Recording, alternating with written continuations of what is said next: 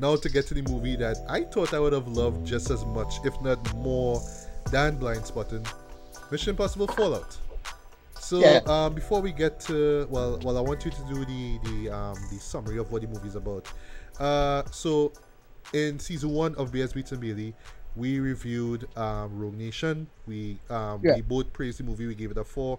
For one thing, what I loved about Rogue Nation, even though it's not as great as all that, but I'll get to that in a bit.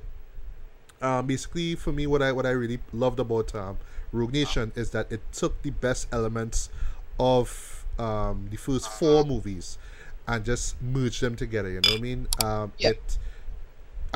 It's really amazing how this franchise just managed to stick around it. Because it came out a year after the James Bond franchise was pretty much kick-started with GoldenEye, right? I know it's convenient, but whatever, right? But, over the course of 6 movies, you know what I mean? It's just them, they bring in a new director, they try a certain style. So with Brian De Palma, it was more like, a Cold War kind of thriller kind of vibe. With Mission Impossible 2, they bring in John Woo, so it's like over-the-top action. Some people find it worse. I just find that the first act just dragged on, but then the second act was just over-the-top, which I just love the over-the-top action, especially with the motorbike scenes, the jousting scenes, they're just kind of badass for me.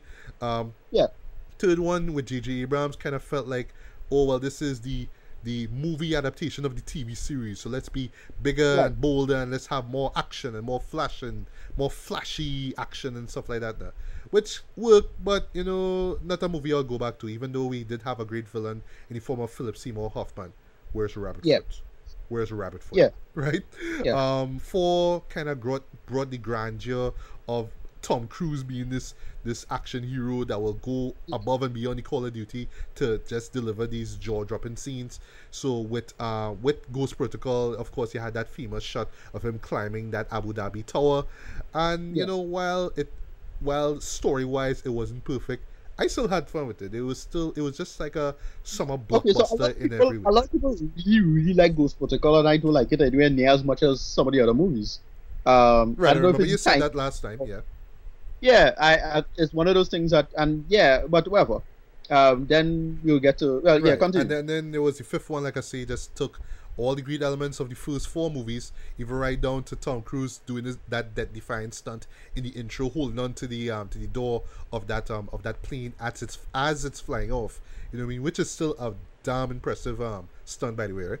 But story-wise, it does kind of drag somewhere in between the first and the second act, but afterwards it just kind of picks up, especially with that with the them trying to sneak into the facility scene like they did in the first movie, right down to the motorbike scene, which is still some damn impressive car chase photography and just editing and whatnot. And then we had this villain who was played by Simon Harris. Which was he was cool. I also like the kind of snarky voice he has, like, "Oh, you think you could get me, Ethan? But I'm smarter than you." You know what I mean? He does sound cold and deadly. To me, he was pretty much every step ahead of Ethan. I really like this guy. That's what I love. He was every step. I find it great. And people saying he was so boring and too laid back, but like, no, I thought he was like a pretty good villain because he like planning shit out real far ahead, and it didn't feel like plausible. It didn't feel implausible in his planning. It's like, everything in his plan made sense. Sean Harris, sorry, not Simon Harris. Sean Harris. I thought that he was a very effective villain, though. I like the twist in the end where it's like, you remember in the beginning where you had me in this boot and you put the gas in me. Here's what we're gonna do. We're gonna do the same thing. We're gonna trap you, and then we're gonna send you to the authorities, basically, right? But overall, I really enjoyed 5. But as a whole, though, I would say, like, just it's amazing that the franchise. All right, so one thing I'll give credit for is that with each movie, it gets considerably better, right? They always raise. Well, in terms of like the action and the stunts and just the sheer scope of it now, just how much of a big grand movie it is. With the Bond movies, you always have like a hit and a miss. Yes, with the both with the Pierce Brosnan and the Daniel Craig movies, you have a hit, you have a miss, you have a hit and a miss. This one with the Mission Impossible, you have like each movie isn't perfect, but it is a gradual step up from the original one, from the previous one. Right. And that's really commendable, given that this franchise has been running for like 22 years with the same actor playing the lead though, which is also amazing. But quick thoughts on the franchise before I get into what the story is about. Let's talk about the franchise as a whole. Yeah, for me, it's becoming, with this last film, it's becoming a slightly more serious version of the Fast and Furious franchise. That's how it feels like a little bit at this point. But that is not an insult necessarily, because the Fast and Furious franchise got better overall on average, in my opinion, in aggregate. They stepped down a little bit and they stepped back up. But it's the same thing with this one, because a lot of people say the second one was kind of weak. I don't agree necessarily. Yeah, but like people say it's the worst one. I like, okay, like I said, the first half like real sluggish, but I don't really think it's the worst one though. Like, come on. Yeah. I don't think so either. But anyway, the films. The problem with the films though is that they kind of blur into each other, narrative wise. Like, because you don't really remember, all right, when this from and which one this film from. Okay, and you have to, like, if you don't make the effort to look back at the films, you would probably forget. And I'm the kind of guy that will look back at the films right before go and see it, and I'll still forget. Oh shit! Okay, wow. And I'll probably still forget the details of the plot, but I kind of glare the details of the plot, remembering what I was like, oh yeah, where's she from? And the problem is that the actresses, sorry to say it, I don't know if it's me being some kind of racist or something, but these white women kind of looking the same to me. No, like Rebecca Ferguson and Michelle Monaghan. They have a certain look to them. You know what I mean? Yeah, it was exactly. So like, after like, oh, all right, she's not her. Okay. But we could get into this film now, but it builds in quite well. And here's why this film works quite well. Just a solid, rock solid foundation of filmmaking. Yes. That's it. The plot not that brilliant, the twist not that brilliant, nothing particularly engaging in that sense, but it knows transitions, it knows shots, it knows, movement choices, editing, how to cut, how to fake you out. Yes. They do that really, really well. Yeah. And it didn't have any action sequence that blew me away, but it was like from a spectacle standpoint, but it's like, wait, this is just a really good action sequence though. Like, good chase, good this, the final action sequence with the helicopters was awesome, and it just together itself really, really well. And the tension was good enough, because here's why the film works, and before we start, it subverts its narrative flow, not necessarily the plot itself. That was straightforward, and you kind of nothing in the twist was that mind blowing, but how it flows from point A to point B to point C, that is subverted. Yes. Because like, oh shit, this guy they fuck up here in this way, and oh okay, that catch me off guard in terms of how they got. So it's one of those how films, but not a what film. If you understand the point. Yeah, I do agree. That's what I liked about this movie. Right. I really enjoyed this one, so I just talk about it. Yeah. Well, you just want to run through what it's about quickly. So this one, it follows some of the events of straight from the events of Rogue Nation. Rogue Nation, and by the way, before I forget, we have to mention this. This is the first Mission Impossible movie where the director from the previous film returns. In this case, is Christopher McQuarrie, and this is like the first legit sequel, like first like movie that follows directly from the previous film. So they follow more or less straight. So some plutonium, I think, going missing. Yes. They have to go find it. And this guy, who's like this genius guy who apparently hates religion, he builds these plutonium bomb rods thing, and they're not sure who have it. Yeah. And it's part of a group itself called the Apostles. So you're just targeting all these like religious, those aren't the Apostles. The Apostles are the direct followers of the villain from Rogue Nation. Right. So they're and like the Syndicate, basically. Yeah. The Syndicate, right? They follow directly from the Syndicate, more or less. Right? It's basically the Syndicate continued without the villain in charge anymore, because like neo-Nazis, kind of. Yeah. Right. And so they follow up, and then they have to find this plutonium. But what they do quite well. This again, the first fake out in the movie, because the movie does a lot of fake outs. Yes. Where it's implied that oh shit, they actually use the bombs. And I wanted that to be the reality of the situation. Me too, actually.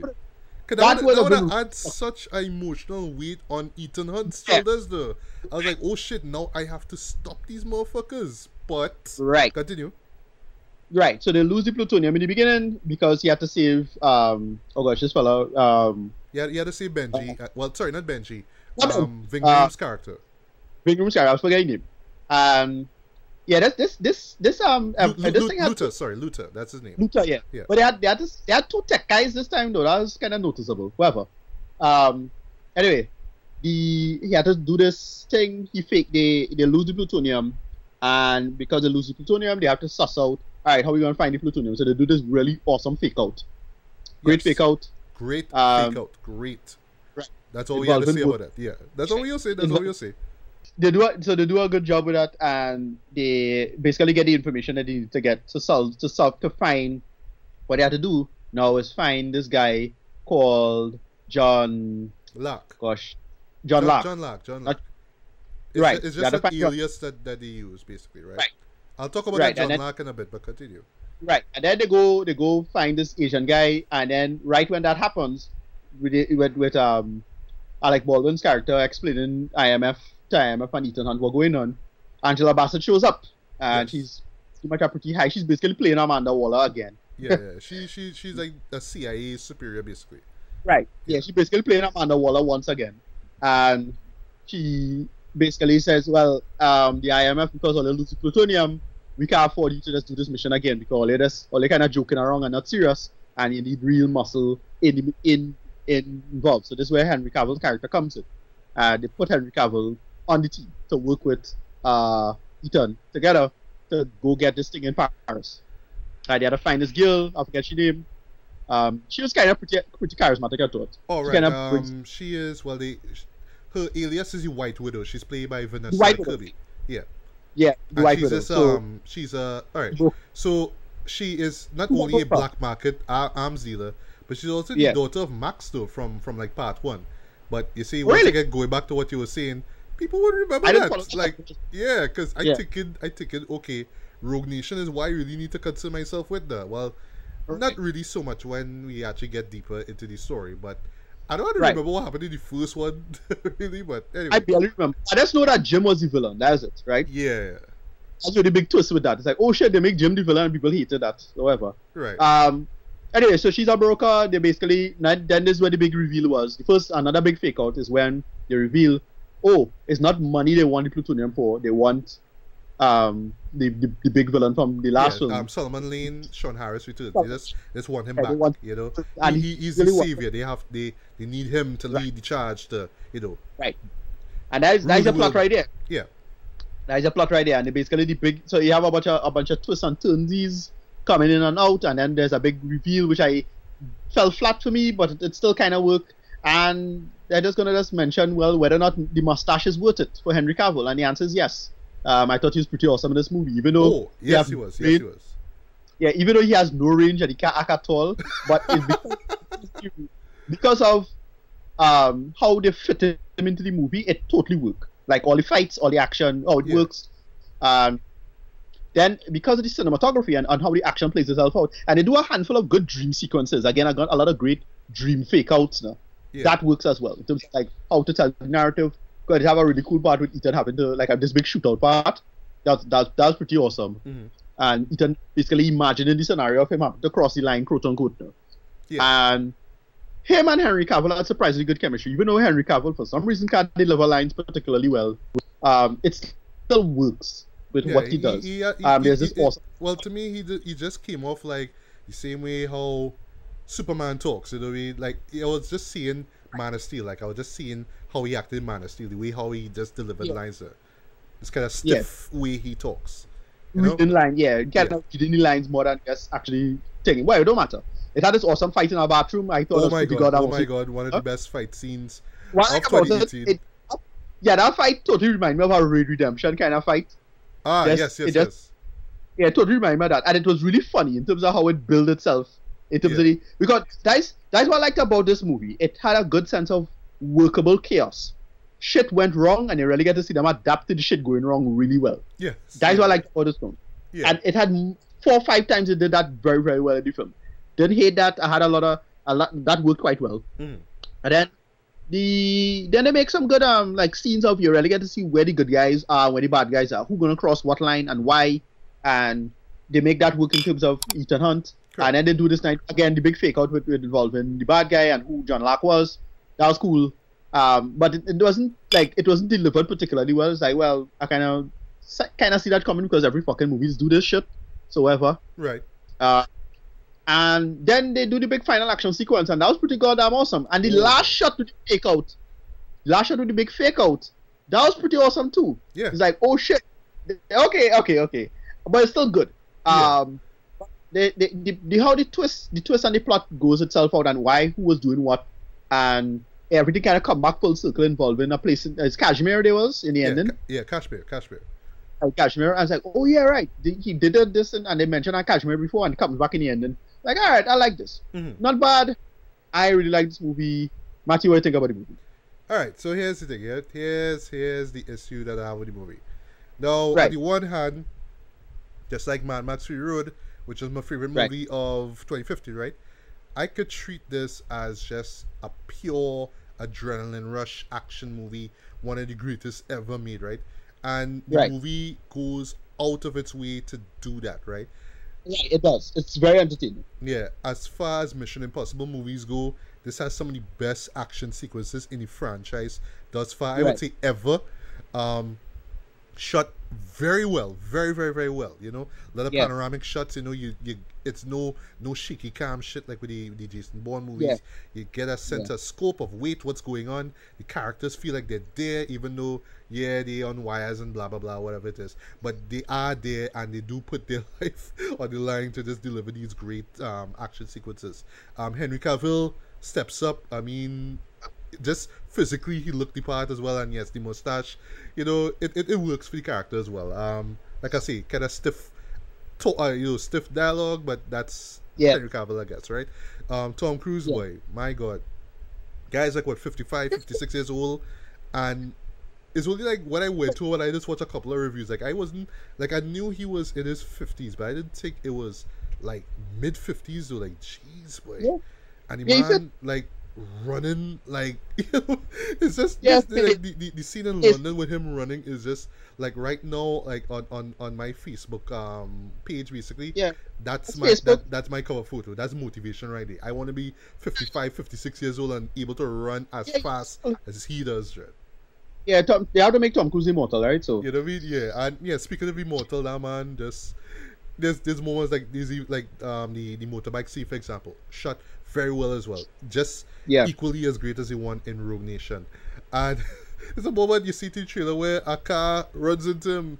He's lifted off, he flips, he falls on the ground, he rolls on the ground, and the man get up like it's normal. Just like, jeez, but like, bro, you know what I mean? But and of course the helicopter scene, I was like breathless by this. That was so well done though. I love the tension in it.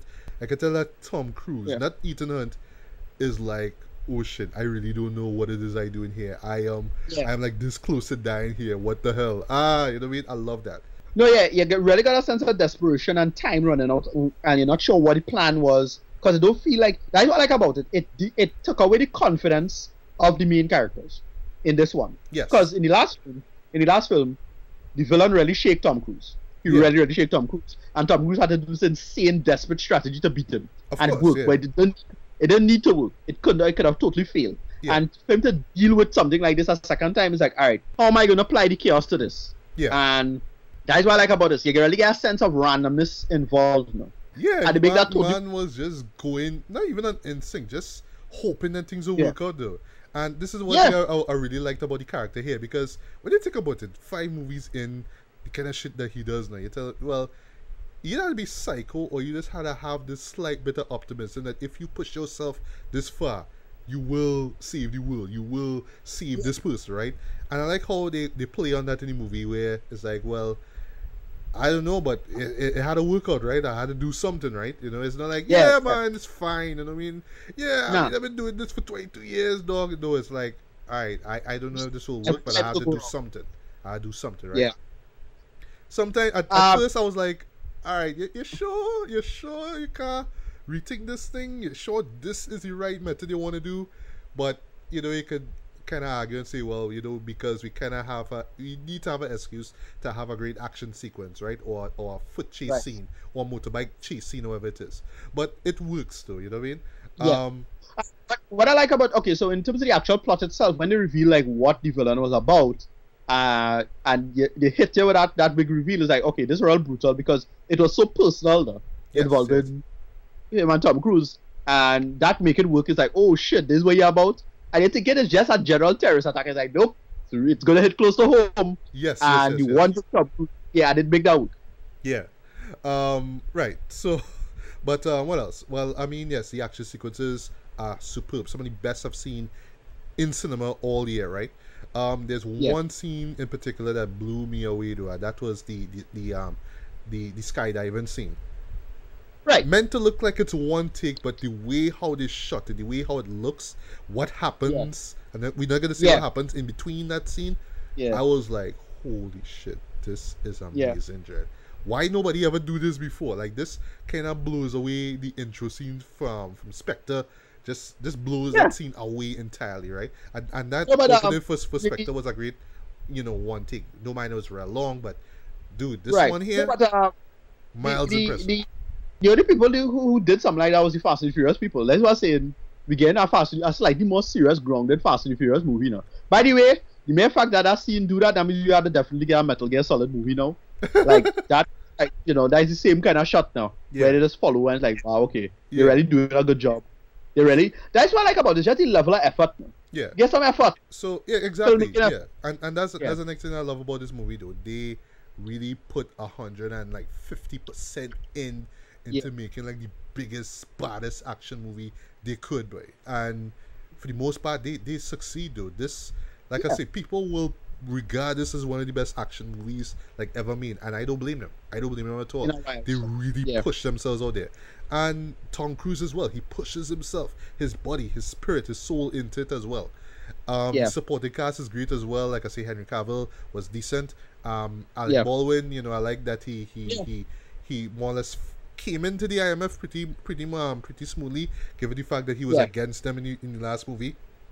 Right. I miss Jeremy Renner, but I understand Infinity War had happened, but still kind of miss him. You know what I mean? Because he was in the last movie. I like the fact that both Simon Pegg and Ving Rhames are given much more to do. I didn't expect to see. The two of them had good chemistry, I thought. Yes, it did. I didn't expect to see Rebecca Ferguson's character, Ilsa Faust, into it, but they do work in her character well enough. But then again, she was like one of the standout characters in the last movie anyway. She's such a badass anyway, so why not bring her? I wish she could have gotten a little bit more of Vanessa Kirby's character, like she could have done a little bit more. And there is a surprise character that shows up, and what I like is that it kind of brings things full circle in terms of Ethan Hunt's character. Like, who's he fighting for? Is it for the fate of the world, or is it for this particular person? Right? Right. The music, which is handled by Lorne Balfe, sorry, I thought was great as well. It does feel like Dark Knight, Hans Zimmer, James Newton Howard-esque kind of music, especially with the strings and the way this go, the kind of shepherd's tone that they use here, especially in rather tense moments. And it's kind of watch this like, okay, this is gonna be like the Dark Knight to this series or something. So we're gonna go really dark here, and they kind of do, but not too much of because they are self-aware. They do remember, hey, not only is this a summer blockbuster movie, but this is a Mission Impossible movie. We have dark moments, we have violent moments, but we also have fun with it. We want you to have fun with the spectacle here, and they do that. Right. Now for the flip side here with this movie. Now, when I could dig in deep and think about the actual plot of this. Now this is upon my first viewing, right? Yes, it's well structured, well layered, smart. The fake outs are great as well. But because of the genre it is a spy thriller. You have to have your double twist. Sorry, you have your double cross and your triple cross and maybe a quadruple cross, right? But I find that in the second act, there was a little too much of that. It was a little too much of double crossing. Like, oh, you were this and you were that. This and that. It was a little too much, right? Okay, I understand that once again it's a team with Mission Impossible. You don't know who to trust. That's always been a team from day one. you're not sure who to trust, or should I trust you, the hero? You know what I mean?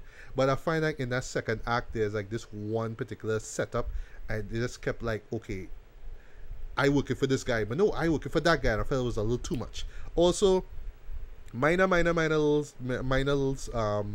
gripe.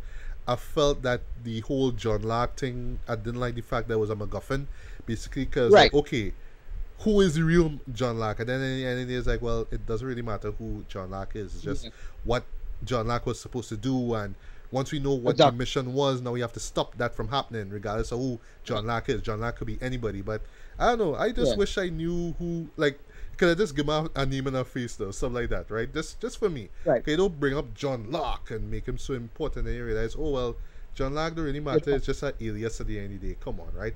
It's a Mission Impossible movie, guys. Don't overthink it. Right. But then I agree with that in the sense that, okay, as I say, this is a how movie, not a what movie. But it have a couple, again, a little too convoluted for its own sake.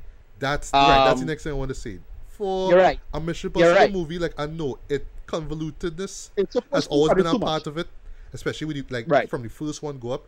But here, especially with the second act, it was a little too much.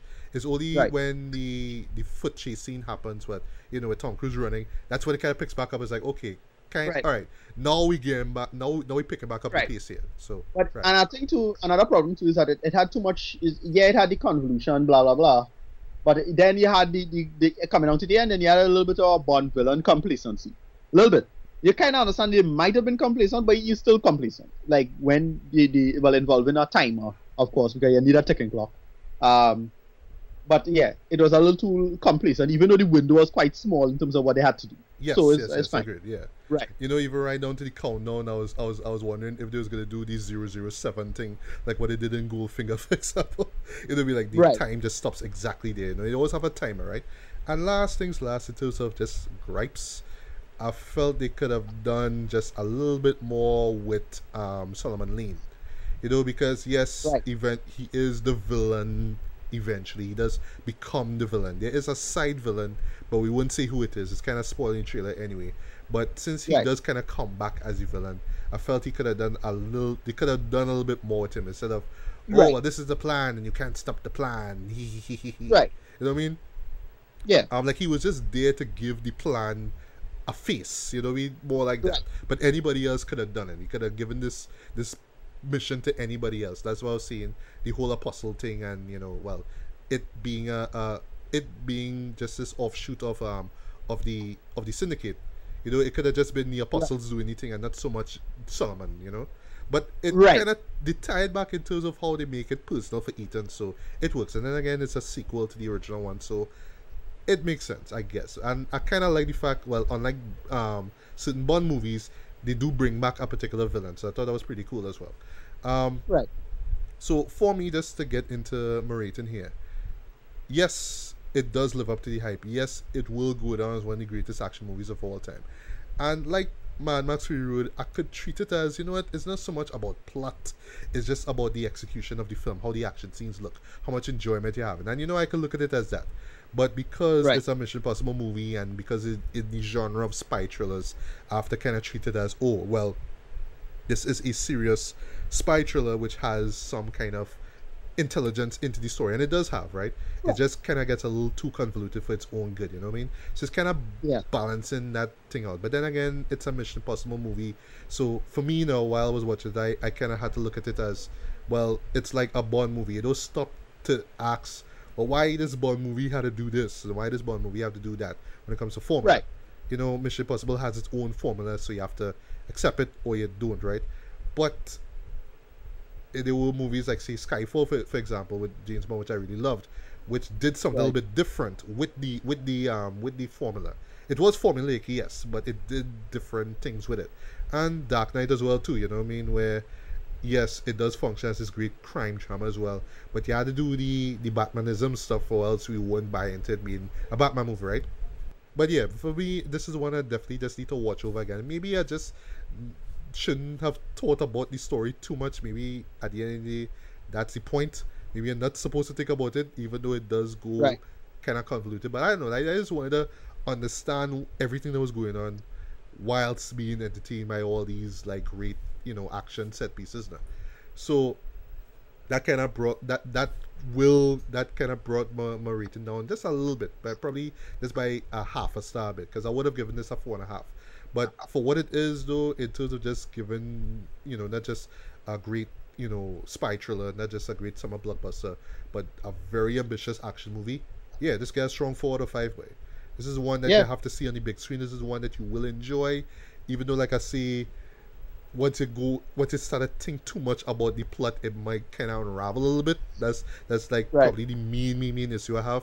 But overall, just in terms of just action enjoyment, yeah, this is hands on one of the best way. Will this make my top 10? Perhaps, I guess. But I have a feeling that with another viewing, I will enjoy it way more than I did. Maybe it's just because I went to my expectations a little too high. Maybe that's why I came out of it like, yeah, but you know what I mean? But still, overall, strong 4 out of 5. This is probably the I can't really stop to say this is one the best Mission Impossible movie ever, but I would say it is one of my personal favorites. And yeah, this is one I definitely want to check out again on big screen. And I highly recommend you guys check it out on big screen. If you're lucky to see in IMAX, go see it in IMAX. I thought the plot was a little bumpy, and then I'm that's why I lose a couple points. And I thought the plot could have been a little smarter. I thought the plot in the last film was smarter than this one, frankly. But overall, I really enjoyed this film. I had a ton of fun with it, mostly because I just you hear this term called turning off your brain, but I kind of turned off my brain for it, and I just enjoyed it for what it was. Oh, you turned off your brain. I kept mine in, right? So that was the issue I had. Yeah. I didn't think about it too much. It's like, alright, they're doing this, and because they're fake, it's like, alright, everything's gonna be a fake out anyway. So alright, cool. And I enjoyed it for what it was. And I give this one a low IMAX. Solid for me. Alright, fair enough.